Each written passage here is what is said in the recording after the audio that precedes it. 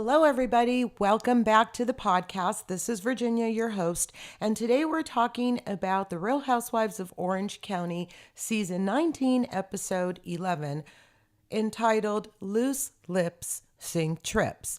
Now, some of you may recall that last week I did a mini pod because they had just headed to Temecula for the wine country overnighter, and the other group had just headed to Beverly Hills for the sleepover at Heather's. So honestly, there wasn't a lot of content and I didn't want to spend a lot of time. I knew they were going to be back on these locations this week, and I'm glad I did what I did because there was a lot more to talk about this episode versus the last episode. All of that to say, I don't understand why the producers are splitting the cast up like this. I get that when they're all together, I guess they have a tendency to break off into their own little teams, and then the storylines don't progress and the conflicts don't get resolved. But this just seems so planned to, put these people in these situations. And let's see what happens with the episode and if, in fact, it looks planned. I don't know. Let's get into it. Back in Temecula, Gina said she's worried about Shannon. Remember, we left off with Tamra bringing up the fact that Gina was concerned about Shannon's drinking. But then Gina clarifies and she says, yeah, I am concerned that you're going to go back to your old ways. But I also said it in the context of telling Tamra that I didn't like her encouraging you as she did in New Orleans to go back and drink. So the girls go back to the room, and Tamra had arranged for the girls to wear these oversized t-shirts with bikini pictures on them and those really fun, colorful swim caps, just to lighten things up. And you know what? I think it served its purpose because they did have that one moment. And then we hear about Heather's marijuana. Apparently, it is the Veuve of joints. This must have been from one of Heather's parties where she had a weed bar. Apparently, Gina had saved a break in case of emergency joint, and she busted it out in Temecula so that she and Tamra and I guess whoever else, wanted to partake could get litty lit. So in the next scene you see with these girls, they're all partying, and Shannon is synchronized swimming crackers onto the platter, which is pretty hilarious. This is the Shannon that I like to see. She's not trying too hard to be silly and do ridiculous things and antics. She's just naturally, I don't know, not self-deprecating, but she just doesn't take herself seriously. So it comes across, in my opinion, as really refreshing. I thought that was one of the cutest little light fun moments of the entire episode. So Kelly, Sober, Gina, and the rest of the group head out to the pool, and Gina lights up and gets philosophical with Shannon about drinking and all of the things. And Shannon kind of does not take to it. She's really not feeling it. And Shannon is standing in what she wants to do and the fact that she is happy and she feels that she's in control of her life and doing her Sudoku puzzles. And so then the next morning, Tamra's trying to talk to Shannon while Shannon's making breakfast, and Shannon's just going out of her way to appear busier than she normally is, or than she really is, and, try to focus on the breakfast. You could tell that she's kind of put off by this whole thing. And then Gina talks about the divorce and the custody battle with Travis's ex, and tells us that Travis is going for full custody.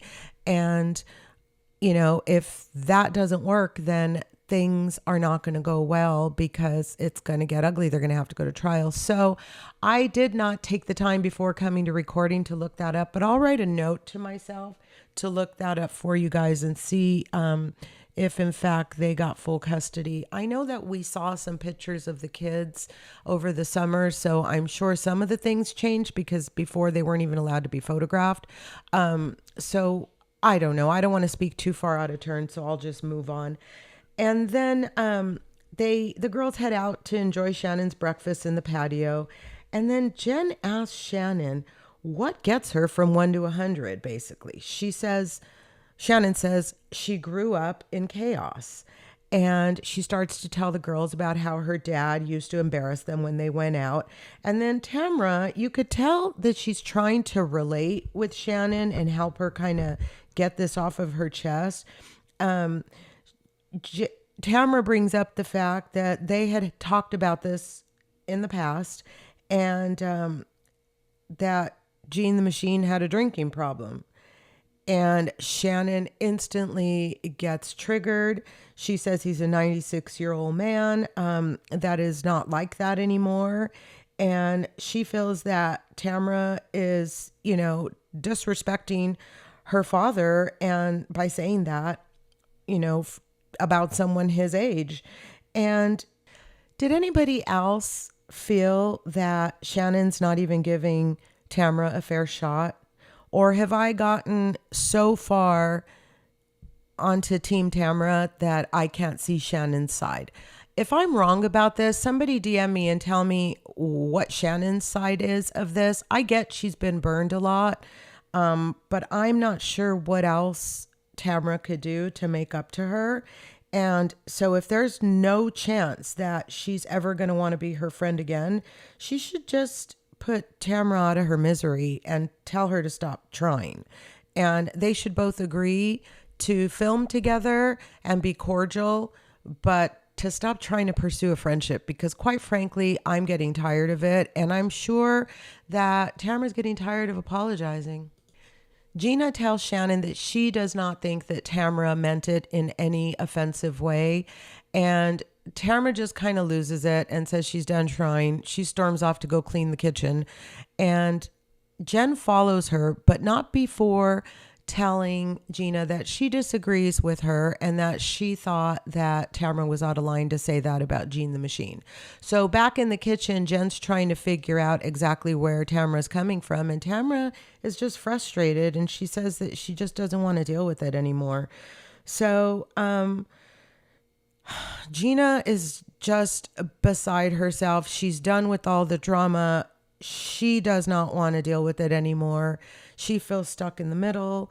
And the two girls, Jen and Gina, are giving each other looks while Shannon is, having her own emotions over the situation. Back in Beverly Hills, it turns out time is what will heal all things. Heather gets a little vulnerable about her issues with her dad, and talks about how Tamra wasn't sensitive enough to even ask any more questions. And even though Heather brought it up as sort of a segue, Tamra never circled back. And so Gretchen takes the opportunity to get up Heather's booty, in my opinion, and ask, well, what did you want to talk about? And so Heather gets about as vulnerable as we have seen her since maybe talking about like Terry's illness or her kids. But then off to the Abbey they go. And the Abbey is a very fun, zany, awesome gay nightclub in West Hollywood. It's right by Sir and Tom Tom, and it was really, really popular back in the early Vanderpump days. But I covered this in an earlier episode, and there is legend that people have a tendency to get roofied at this place. And I was thinking about that, and I remembered reading just the other day that California now has a law that states that if you order a drink in a public bar, you can ask for a drink lid and they have to provide one. And that was started by legislation that began surrounding all of these incidences at the Abbey. So Wow, who knew? But the girls are off with fireballs and gummies. And I don't know that those gummies were just, gummies, the kind that you buy, the sour worm gummies that you get at the grocery store. I think they were gummies because a few minutes later, the girls were acting a fool. And at the Abbey, did you guys notice how Emily was just letting her hair down? So also, Heather and Gretchen were not looking like any strangers to that pole. And it looks like they had a good time. But on the way home, I don't know that I agree with Emily's idea to FaceTime Shane because the boys happen to be there on the FaceTime as well. And any way you slice it, the girls are lit. Look at Gretchen's eyes. Listen to the way they're talking, especially Emily. I don't know. And then once they hang up the phone, they start talking about how they should have gone to karaoke. And I don't know if that was a producer's segue for Gretchen to bring up the fact that she had 4 songs. So I'll play you a little flashback of one of Gretchen's songs. Take a listen.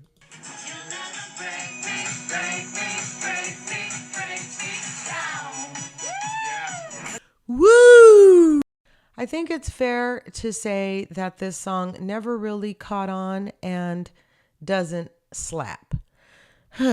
Anyway, before long, this conversation becomes about Tamra. The girl's not even there, and they cannot seem to keep her out of their conversation for more than 1 or 2 scenes. In fact, if you think about it, I don't think they have kept her out of their conversation. Anyway, this time Gretchen starts to tell a story about how Tamra tried to have a music career. And apparently there's audio of her hooking up with the musician. They bleeped out his name, and I'm sure that everybody's scouring the internet to try to solve the problem or the mystery. And so if we come up with the name here on the podcast, you bet your bippy we will be sharing it with you. But, that was just, I felt like, as a person podcasting about it, this is great fodder. It, can start a bunch of other speculation and blah, blah, blah. But as a human being, that's no friend of anybody who would bring that up. That's not even someone who is not trying to cause problems. That seems intentional. And I don't care if Gretchen is going to try to blame it on the alcohol tomorrow. That's bullshit. But the girls do eventually make it back to Heather's penthouse, and at the sleepover, they have the 3 gorgeous beds with the fairy lights and the netting. They have monogram designer pajamas and sleep masks and slippers and the whole 9 yards. Well, I would hope so, because it turns out that the Chiron tells us that the price tag for the sleepover was $15,000. Now, here's the thing. I think that Miami's Marisol would be appalled by this, because as we know, Marisol does not like to hear about how much things cost. And it's true. We kind of always know what everything in the Dubrow universe costs, whether it be a sushi party at Nouveau or a multi-million-dollar home in Orange County or Los Angeles. So when I thought about it that way, I was like, yeah, I don't like this. But then I don't know where Heather went, but the highly inebriated Gretchen and Emily decide that they're going to have a $1 billion pillow fight in Heather's room, I guess. And I thought that whole scene was dumb. I didn't like it. I don't care if they're drunk or not. I don't know how you could compel me to go to someone else's home where I've been invited and start tossing around items in their private space that I have no idea of, the value, the sentimentality of it all. I know I'm probably sounding a little Karen-esque, but I thought it was kind of nasty. And then the girls head out to Midnight Munchies so that they can talk Tamara's Tales of Shade by Slade Smiley. Oh my gosh. On FaceTime, Slade ends up telling us the story. And this is at the urging of Emily. So I'm just going to let you listen. Hi, babe. Hi. So I might have gotten in a little bit of trouble. Yes. It has come to my attention that there's maybe an auto recording of Tamara singing in a studio. The story goes, this was her trying to record a song, and the two of them started messing around, and they forgot they were recording. So the audio of their extracurricular Wait, there's audio of them having sex? This is just what we've been told. Wait, you said you have the audio. No, I said I heard the audio of her in the studio trying to sing the song. Did you hear the other audio, Slade? Yeah, it was played for me. We just wanted to hear her singing. I don't care about this other stuff. It's gross. I'm with Heather. I think this is gross. And I think that Gretchen is trying a little too hard. Or maybe we should say that Slade is trying a little too hard through Gretchen. None of this surprises us. If we've ever watched this show before, we know how Slade Smiley likes to move. He's a little slimy. And I thought he had grown up a little, but I guess not. This does not look good, and Gretchen knows it. She immediately starts to beg the girls not to say anything to Tamara, even though she knows it's not going to stay in the group. And as they head off to bed, Emily says, "Too late, Gretchers, too late."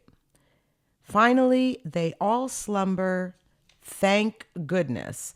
And then the next morning, my gosh, the Beverly Hills breakfast is fabulous. Heather's crazy. The amount of money that she spends on these things must be nice. I mean, first world problems for real. But they have a chef who literally gave them a menu that they could select from. And Terry joins the girls for brunch, and they start talking, and marriage comes up, and Gretchen is asked again whether or not she ever wants to marry Slade. And, you know, she kind of avoids answering the question directly and says that, you know, they're kind of okay and that they did have a civil ceremony, yada, yada, yada.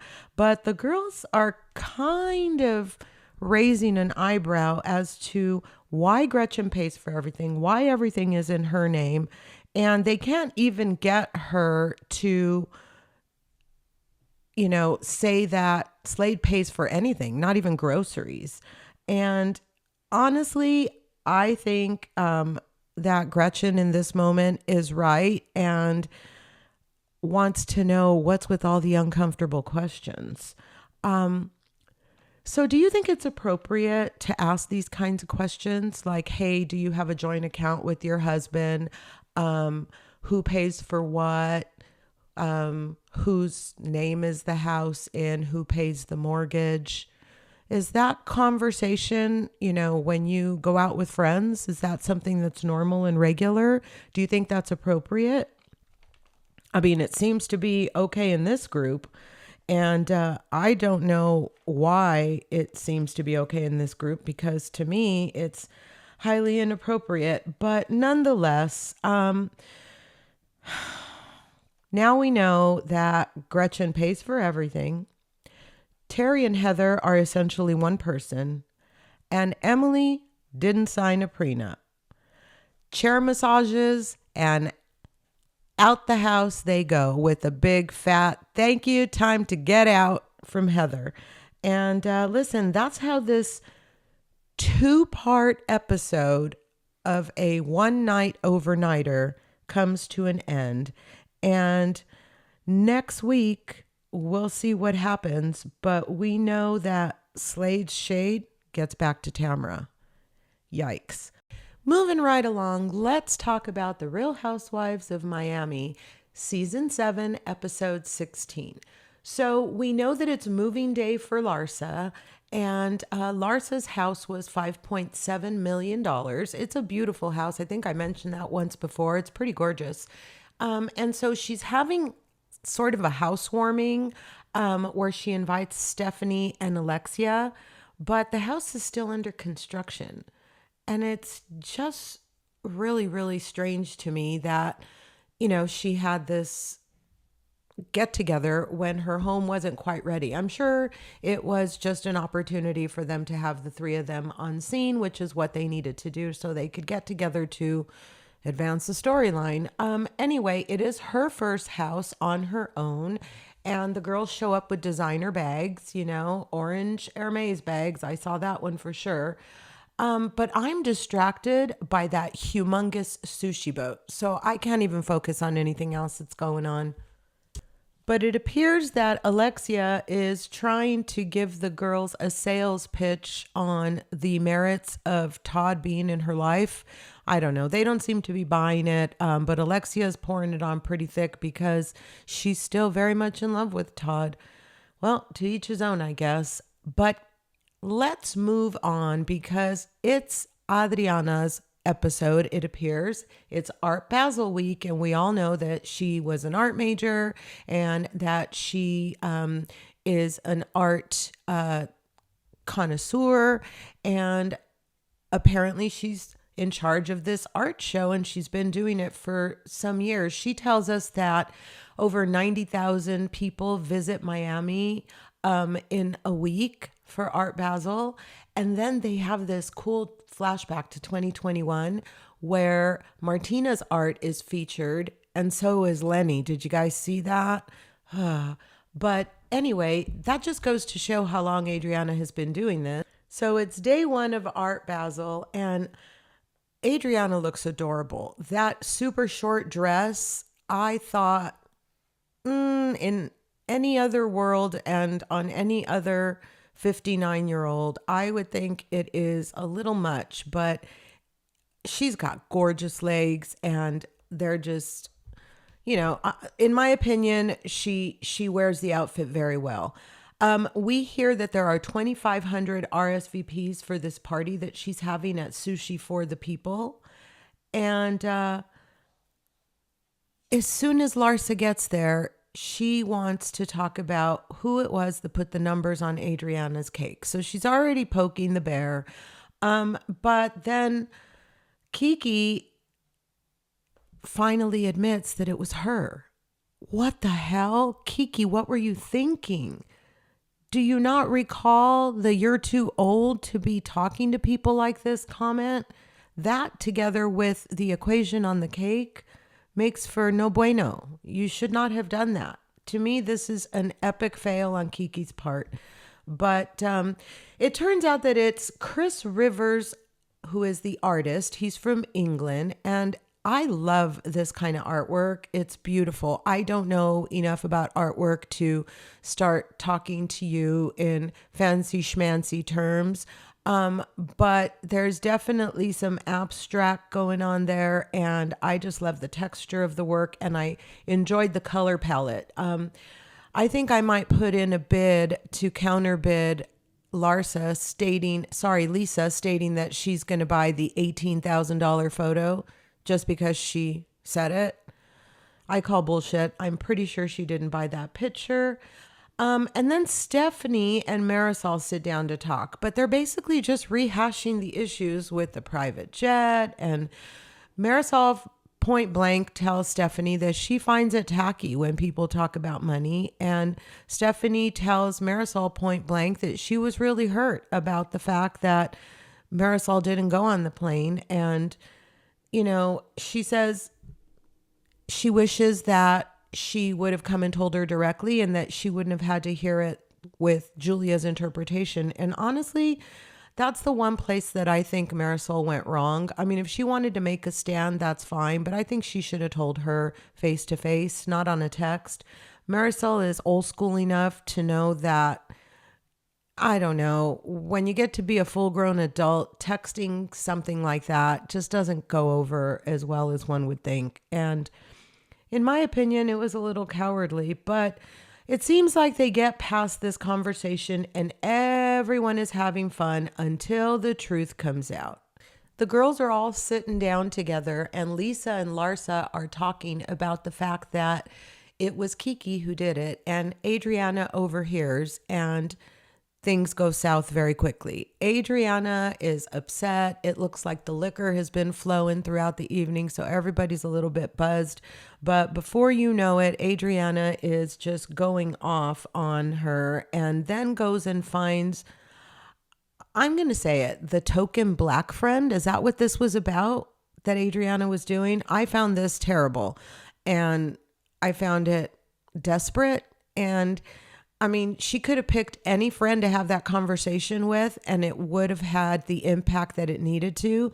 The fact that it was a black friend, to me, crossed the line and kind of erased the lesson that could have been taught in this moment. So in my opinion, Adriana was not good for having done this. I think that was a weak ass way of going about proving that, you know, you're not racist, is by having your black friend say that the word ratchet can apply to anybody. Well, duh, we all know this, but I don't. Okay, I'm going to move on because this whole thing bothered me. And then Kiki ends up just leaving. So, wow. Let's talk a little bit more about Kiki. We see her at that photo shoot that her dad attended, and I was so glad to hear the conversation that they had and to hear that the dad knows better, so he's doing better. And apparently there's just this misconception amongst Haitians that modeling is equivalent to stripping and sex work. And that's just clearly not true. So I was happy that we had that scene. And I don't know how I felt about the Julia and Luca and Jackson scene where Julia is wrapping the gifts for Victoria, who they call Vika, and Emma, her two daughters, who will not be at Christmas this year. But it turns out things may be on the mend. And then Martina joins the scene and talks about, well, Julia seems to think that if the girls would have still been living at home when they adopted the boys, that things would have gone smoother. But Martina thinks that it would have still been tough on the girls.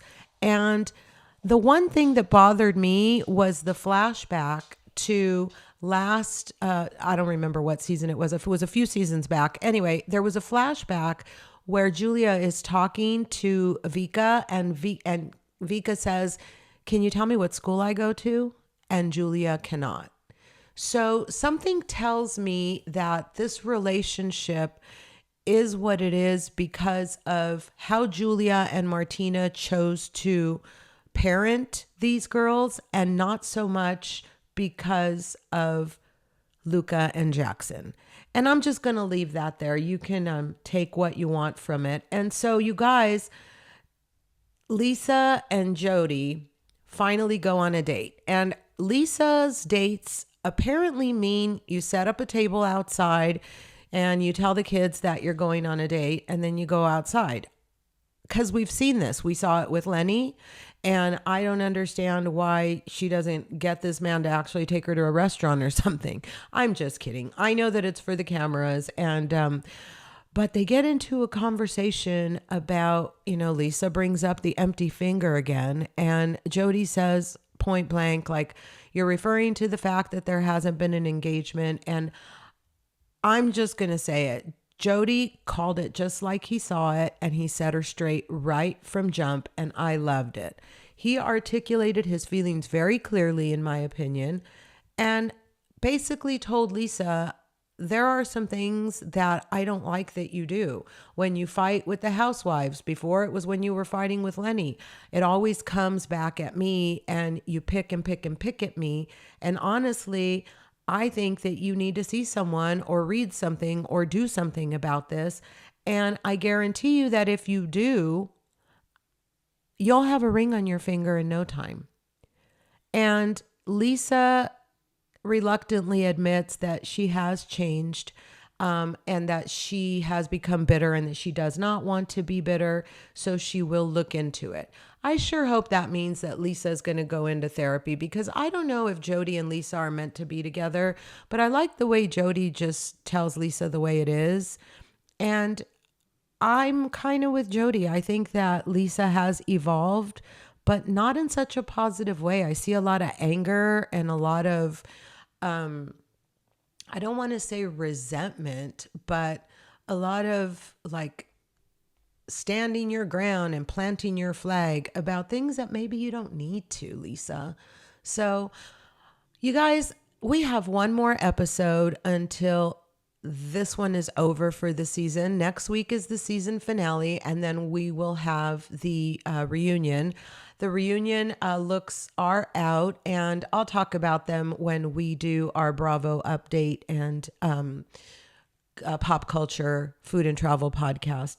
Well, gosh, listen, maybe a lot of stuff is going to happen next week, but I feel like I've been enjoying this season of Miami so much that the finale just snuck up on me. And I, at the end of the day, am enjoying what we've been given all season. Some could say that it's been the same storyline all along and yada, yada, yada. But in my opinion, the stories have advanced, the relationships have evolved, and we have learned more about each of these girls and where they are. So to me, that's a successful Housewives season. And I don't see a ton of crazy antics going on. I mean, if you don't count the fact that Stephanie spent so much time talking about her money and her handbags and all of the things. I mean, to me, that was the only, I guess, hiccup, but it's still made for entertaining television because she's so ostentatious. It's pretty funny. I am excited to see the season finale next week. I'll be here to tell you guys about it. I hope it's packed with all kinds of really cool stuff and that we're all waiting for with bated breath for the reunion, because I think that that's the way this one deserves to go out. It's been a good season. I hope it, ends with a bang too. I hear there's a lot of crazy things that happen at the reunion, so I can't wait to watch. As for the Living on the Verge podcast, we've got another one in the hopper, guys. This one's done, but I'll be back on Friday and we will tell you what all I have gotten myself into. Tomorrow, I will be living on the verge at Wayne's Cellars, and I will take a drive by the Vaquero property that we saw on this week and last week's episode of Orange County. I'll give a little update on Friday's podcast, and I'll take some cool pictures, and I'll even taste some wine, and I'll let you know what I think about it. And until then, I will be here living on the verge.